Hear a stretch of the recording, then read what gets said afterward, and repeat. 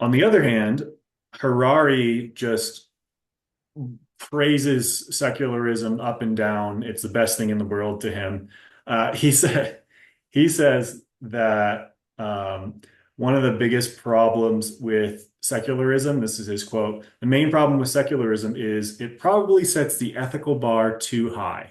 Yep, I see And that. I just think that is hilarious. Like the if our highest ethical strivings, if our deepest virtues are politics, like that's the bar. That's too high. Oh, really? And he has this idea that, oh, secular people are just going to have this sort of disassociative, reasoned approach, and they're going to be totally moderate in their promises, and they're going to look at their failings and adjust from them appropriately. It's basically like the idea that everything religious is all the bad and stupid stuff that has held us back. And now secularism again is that utopia, is that everyone does something right.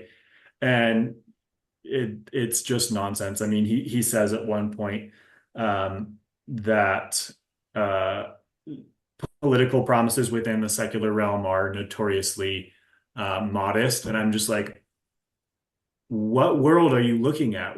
Where do you find the moderate political promises?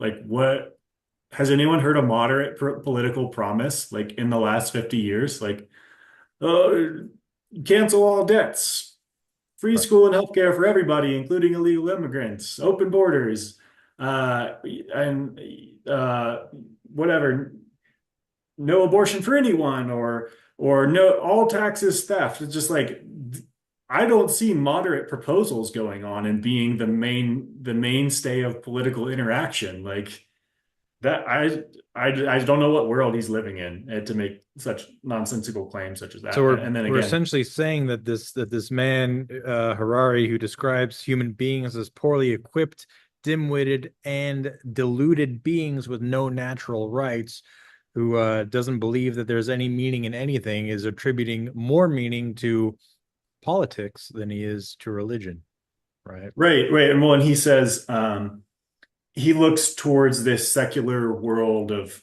perfectly reasoned individuals. He says, we're going to enter into an open-ended quest for truth and compassion. Like, wow, that sounds great, cool. But he himself multiple times declares the meaninglessness of all stories, um, humans as ill-equipped for reason and all that sort of stuff. And it's like, okay, but a quest is a human story. Right. So either quests are meaningful and we should pursue them, or they're not. Like you Yeah. can't have both. You can't say all human stories are nonsense, forget about all religion, it's all nonsense. Oh, by the way, here's a quest for you. Yeah. To go on. Yeah. Right. It's like that you're offering a purpose based on a story. You either believe in that sort of stuff or you don't. So You're again, not it going to go shows on a quest. You're not going to go on a quest unless you find meaning in it either, right? right, exactly. Exactly. So there's this fundamental contradiction in that sort of secular worldview.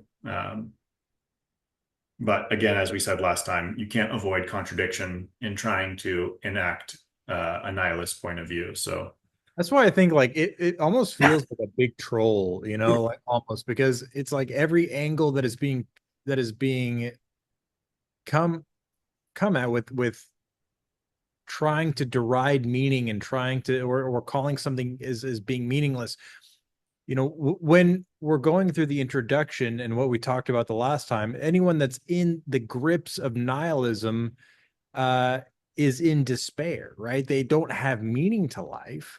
Therefore, they're not going to necessarily go on a quest. They're not going to try to attain anything or achieve anything.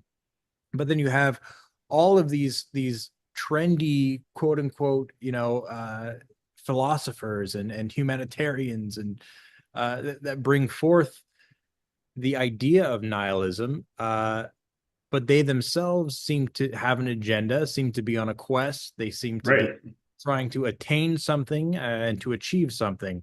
right, they're on Um, a quest to change people's minds. change people's